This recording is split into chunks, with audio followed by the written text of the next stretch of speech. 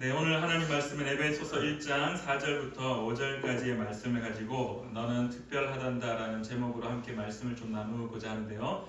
우리 은준이도 이제 들어와 보세요. 네, 장난감 들고 들어와도 돼요. 우리 이 시간에 재미난 이야기 하나를 우리 듣고 함께 말씀을 좀 나누기로 하는데요. 은준아, 딱 앉아 있어. 엄마랑 같이 딱 앉아서 목사님이 여기 재미난 이야기 하나 해줄게. 그거 잘 들어봐. 알았지? 우리 태민이하고 태준이도 이야기 한번. 태준이도 딱 앉아서 앞에 목사님이지만 또 고모부가 또 이야기하는 거 한번 잘 들어봐. 우리 다민이도 한번 잘 들어보세요. 우리 첫 번째 그림 한번 띄워주실래요? 네. 여기가 어디일까요? 여기가 어디일까요? 여기 어느 한 마을이 있었어요. 이 마을에 누가 살았냐면은 웸믹이라는 나무 사람들이 살고 있던 마을이 있었어요. 웸믹이라는 이 작은 나무 사람들이 살고 있는 마을인데요. 이 마을은 누가 만들었냐 하면은 엘리라는 나무를 잘 손질할 수 있는 이 목수 아저씨가 이 마을을 만들고 그 안에 웸믹이라는 작은 나무 사람들을 한 사람씩 만들었습니다. 근데 이 마을에 한 가지 독특한 특징이 하나 있었습니다. 우리 두 번째 그림 한번 띄워주실래요? 우리 그림에 혹시 그 가슴에 뭔가를 하나 붙이고 있는 그림이 보이나요? 어떤 그림이 보이나요? 동그란 거 보이나요? 동그란 거. 근데 색깔이 조금 회색 빛이 나요. 그리고 한 가지 더는 또 어떤 게 보여요? 별이 보이죠. 별은 무슨 색깔이에요? 금빛이에요. 노란색이지만 우리는 금빛이라고 이야기합시다. 이 금빛. 근데 이 각기 다른 웸믹들은 이 몸에 이 금빛 별표와 잿빛 점표를 붙이고 있는데, 근데 이 사람들은 항상 이 상자를 들고 다녔어요. 어떻게 표현할까요? 이런 상자를 하나씩 들고 다니면서 이 상자 속에 뭐가 있었냐 하면은 금빛 별표와 잿빛 점표가 있었어요.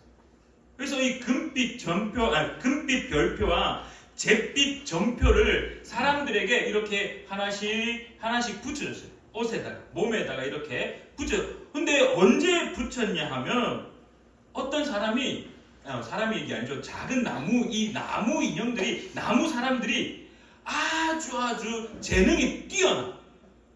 레고를 막 너무 잘 만들어. 장난감을 너무 잘 만들어.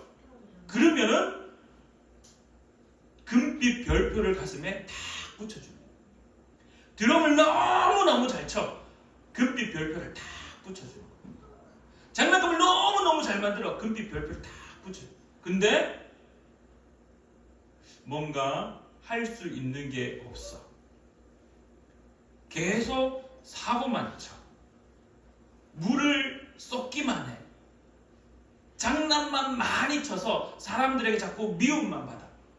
그때는 들고 있던 이 상자 속에 이 잿빛 점표, 동그란 것을 가슴에 붙이기 시작했습니다. 재주가 뛰어난 사람들에게는 금빛 별표를 붙여줬고, 재주가 없고 그렇게 사람들에게 칭찬받는 일들이 많이 없는 사람들에게는 이 잿빛 점표를 붙이기 시작했습니다.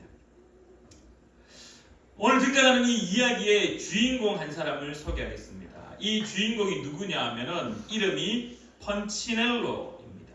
펀치넬로. 이 펀치넬로는 어떤 친구였을까요? 몸에 금빛이 많이 붙었을까요? 아니면 잿빛 점표가 많이 붙였을까요? 안타깝지만 금빛 점표는 많이 없었어요. 많이 없었고, 어떤 표가 많았냐 하면은 이 잿빛 점표가 많았어요. 펀치넬로는 늘 잿빛 점표를 받아서 늘 생활할 때 그렇게 기분이 좋지 않았습니다. 항상 이 기분이 좋지 않아서 그래서 스스로에게 늘 이런 말을 했어요. 난 좋은 나무 사람은 아닌가 봐. 난 사람들에게 참 칭찬받지 못하는 사람인가 봐. 난 잘하는 게 참 없는 사람인가 봐. 난 할 수 있는 게 왜 이렇게 없지? 난 왜 이렇게 많은 사람들로부터 칭찬받는 일들을 잘 하지 못할까? 라고 생각을 했습니다.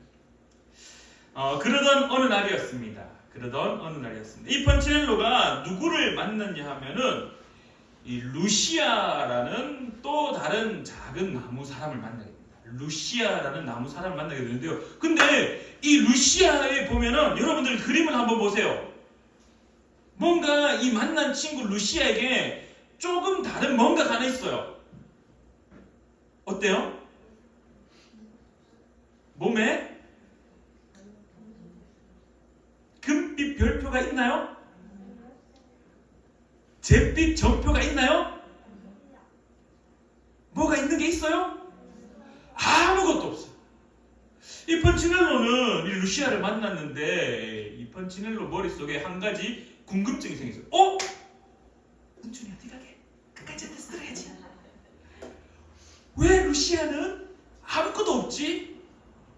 나는 금빛 별표를 받으려고 열심히 노력했는데 집에서 엄마가 주는 밥도 잘 먹으려고 열심히 노력했고 사람들로부터 칭찬받으려고 열심히 노력했는데 늘 사람들은 나를 그렇게 사랑하지 않는 것처럼 보여서 난 늘 잿빛 점표만 받아서 늘 속상한 마음만 가득하고 늘 내 몸에는 사람들의 손가락질 같은 그런 표만 받고 있었는데 근데 이 루시아는 금빛 별표도 없고 잿빛 점표도 없는 칭찬받아서 좋은 것도 없고 손가락질 받아서 나쁜 것도 하나도 없는 펀치넬로가 고민했어요.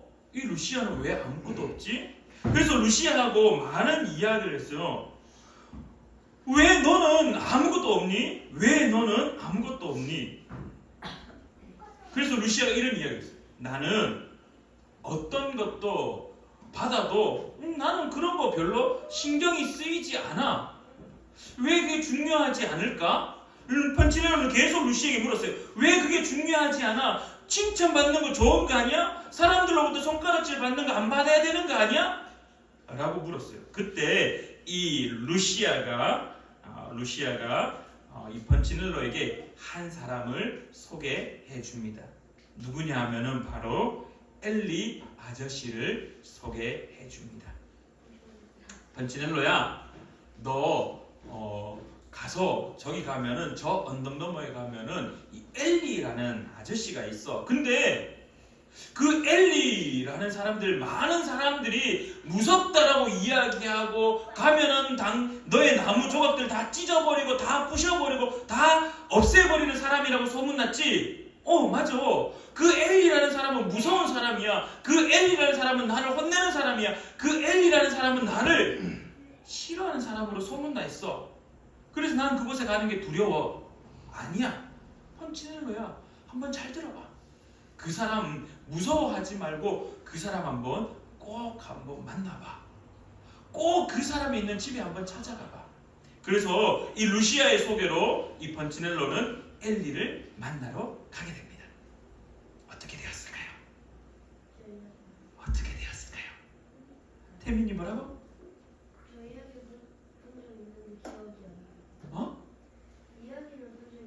이야기는 본 적 있는데 기억이 잘 안 나? 그럼 계속해서 한번 들어봐. 은준아, 펀치넬로가 엘리 아저씨를 만났어.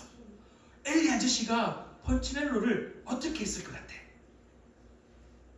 소문처럼 야 이놈아, 너 왜 이곳에 왔어? 내가 너 다 없애버릴 거야. 내가 너 다 부셔버릴 거야. 이렇게 했을 것 같아? 엘리 아저씨가 펀치넬로를 만나게 됩니다. 근데 펀치넬로는 지금 머릿속에 소문이 가득했기 때문에 너무너무 두려웠어요. 저 엘리 아저씨가 나를 혼내면 어떻게 하지? 저 엘리 아저씨가 나를 뭐라 하면 어떡하지? 만났어요. 엘리 아저씨가 펀치넬로에게 이렇게 이야기합니다. 펀치넬로야, 너 나쁜 표를 참 많이 받았네. 너 별빛 금표보다 금빛 별표보다 잿빛 그 전표를 참 많이 받았네. 근데 이 펀치넬로가 그 엘리 아저씨에게 이야기합니다. 아저씨, 엘리 아저씨, 저는요 열심히 했어요. 열심히 살았어요. 근데요 많은 사람들이 저에게 금빛 그 별표보다 잿빛 전표를 더 많이 줬어요. 이때 이 엘리 아저씨가 이렇게 이야기를 합니다. 펀치넬로야, 나는 괜찮단다. 펀치넬로야, 네가 어떤 표를 받든지 나는 괜찮단다. 네가 금빛 표가 많아도, 네가 잿빛 표가 많아도 나는 아무 상관없어.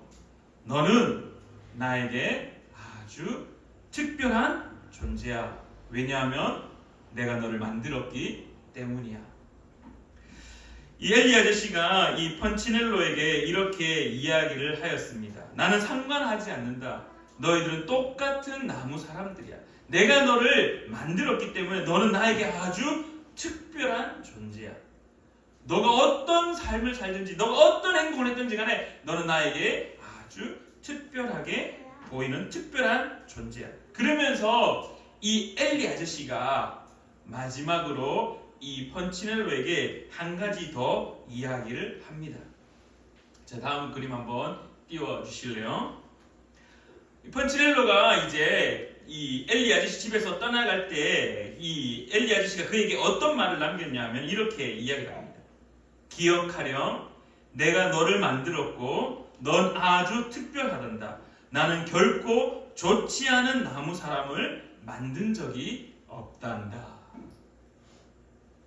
그 이야기를 듣고 나는 특별한 존재이구나 라는 것을 깨달았던 펀치넬로는 오늘 그림에 보면은 저 잿빛 전표가 어떻게 됩니까? 떨어지게 됩니다. 사랑하는 우리 푸른나무교회 오늘 온 우리 다민이, 은준이, 태민이, 태준이, 여러분들은 아주 특별한 존재입니다. 이 책은 이제 어떤 책이냐면은 맥스 루케이드가 지은 You are special이라는, 너는 특별하다라는 책의 내용입니다.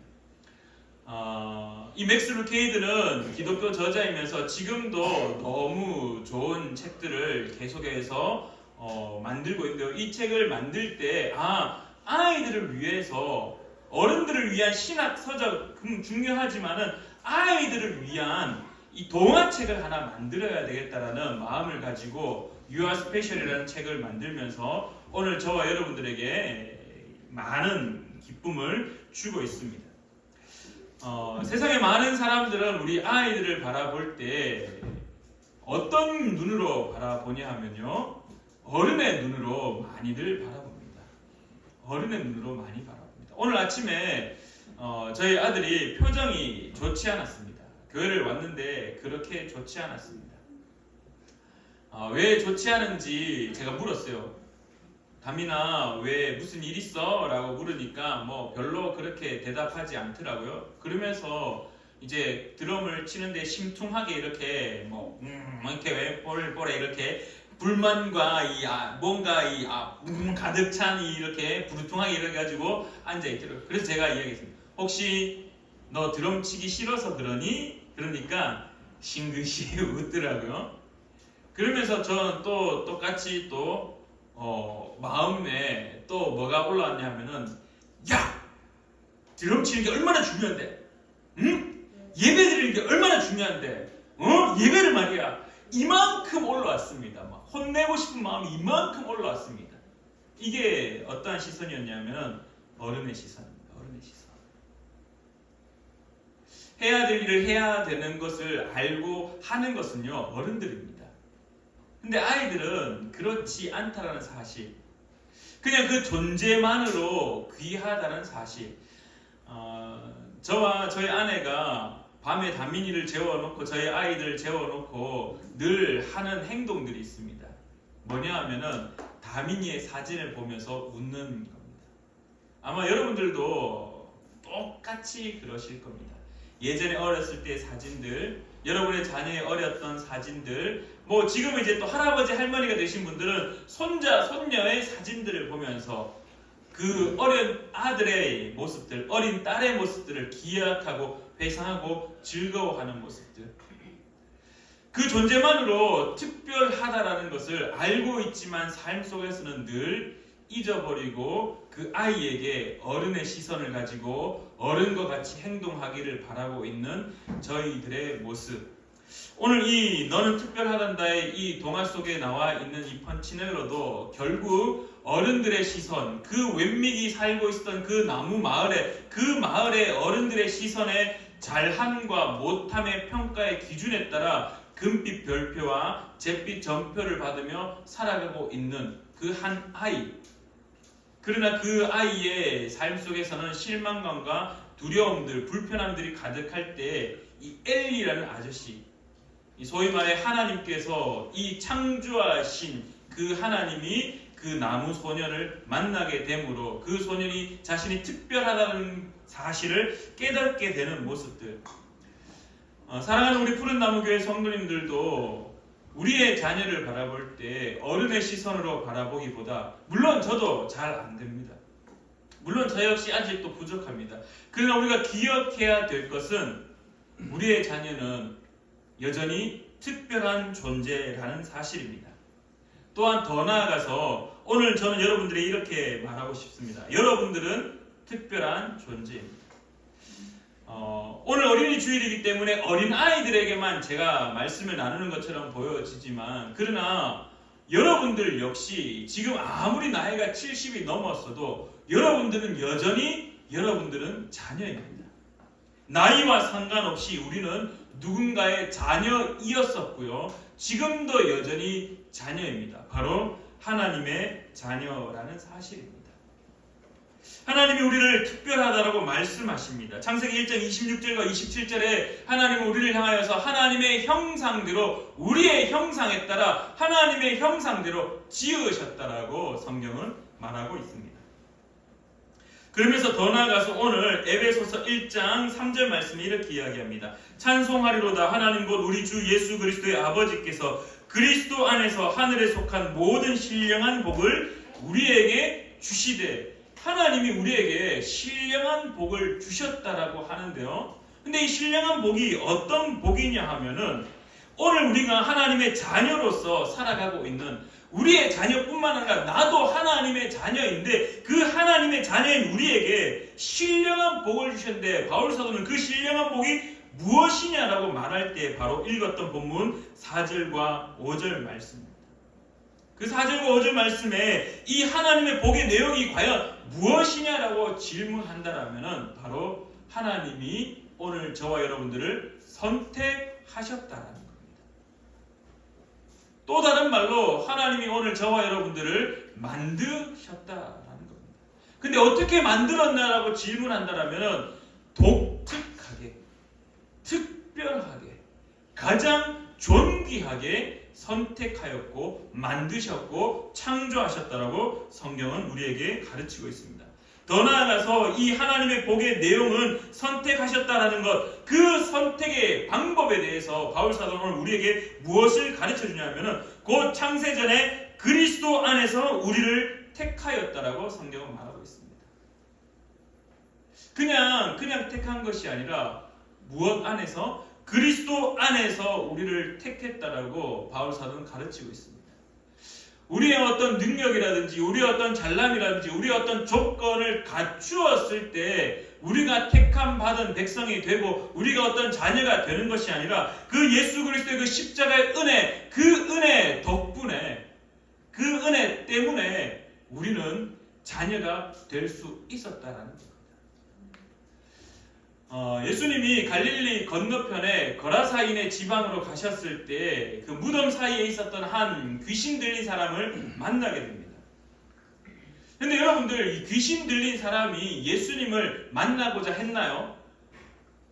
귀신 들린 사람은 귀신에 의해 조정되었고 귀신 들린 사람이 자신을 치유하기 위해서 회복되기 위하여서 예수를 만나려고 노력한 게 아닙니다. 예수님이 오셨고 그리고 이 귀신 들린 사람의 입장에서는 그냥 우연히 어쩌다가 그 어떤 날에 예수님을 만났다라는 겁니다.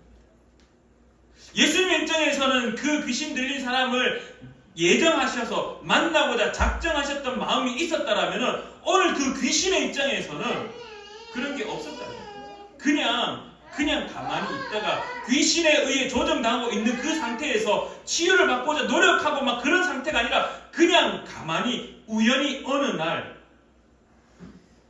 은혜를 입게 된다는 거예요. 회복되는 모습을 우리가 성경 속에서 발견합니다. 귀신이 떠나는 사건을 놀라운 은혜를 발견하게 됩니다. 그 은혜는요, 예수 그리스도 안에서 그냥 갑자기 특별하게 귀신 들린 자가 조건을 가졌거나 어떤 행위를 했거나 치유받기 위해서 노력을 했던 그러한 모습이 아니라 그냥 그 어느 하루 주님께서 그를 만나 주셔서 선물과 같이 은혜를 입게 되었다라는 겁니다. 오늘 우리에게 바울사도는 가르치고 있습니다. 이 은혜는 어떻게 이루어졌냐? 그리스도 안에 있었기 때문에, 우리가 그리스도의 그 십자가의 은혜가 있기 때문에 우리는 특별한 존재로서 살아갈 수 있다라고 성경은 가르치고 있습니다. 또한 이 선택의 이 두 번째 이 시간, 언제 그러면 선택했느냐, 언제 우리가 특별한 존재가 되었느냐라고 질문한다면 바울사도는 이렇게 이야기합니다. 창세 전에. 하나님이 이 땅을 만들기 이미 그 전부터. 근데 여러분들, 이 의미 속에 우리가 무엇을 한 가지 발견해야 되냐면요, 이 창세 전이라는 말은 실질적으로 창세 전부터 우리를 구원하겠다, 우리를 특별하게 여기겠다라고 하나님의 자녀로 삼겠다라고 작정하신 것뿐만 아니라 이미 하나님은 이 확고한 마음을 이 단어 속에 그대로 투여하고 있다는 겁니다. 실질적으로 창세 전부터 예정한 것, 그 다음에 플러스 알파 하나님의 확고한 의지를 이 단어 속에 보여주고 있다는 겁니다. 그냥 2000년 전부터 우리를 작정하겠다, 아니 100년 전부터 이런 그냥 어떠한 연을 정한 것이 아니라 하나님은 아예 태초 아무것도 만들어지기 이미 그 전부터 하나님 우리를 특별한 존재로 삼겠다라고 작정하셨던 그 하나님의 확고한 의지를 오늘 우리에게 나타내고 있다라는 겁니다. 사랑하는 우리 푸른나무 교회 성도님들, 오늘 어린이 주일입니다. 하나님은 모든 어린아이들을 특별한 존재로 창조하셨습니다. 뿐만 아니라 오늘 저와 여러분들도 특별한 존재로 창조하셨다는 겁니다. 그냥 나의 자녀만 하나님이 사랑하는 어린아이 이런 것 이제 뛰어넘어 나 역시 하나님에게 있어서는 여전히 자녀다는 겁니다. 제가 나이가 이제 바뀐 나이로 이제 45세입니다. 한국 나이로 예전 나이로 하면 47세인데요. 여전히 저는 어른인 줄 알았습니다. 여전히 저는 제가 스스로 모든 것을 결정짓고 살아가는 데 있어서 부족함이 없는 어른이라고 생각했습니다. 근데 저희 부모님들에게 있어서는 저는 여전히 아직도 아이입니다. 아직도 여전히 자녀입니다. 여전히 손이 가는 아이입니다. 제가 다민이를 볼 때 다민이 다 컸다고 생각했습니다. 근데 여전히 아직도 손이 갑니다. 어린 아가의 모습처럼 아직도 손이 갑니다. 여러분들 다 컸다라고 생각하십니까? 여러분들이 나이가 70이 넘었기 때문에 다 컸다라고 생각하십니까? 스스로 살아가고 있으니까 나는 어른이다라고 생각하십니까? 그러나 하나님에게는 여전히 여러분은 어린 아이들입니다. 하나님에게는 여전히 여러분들은 자녀입니다.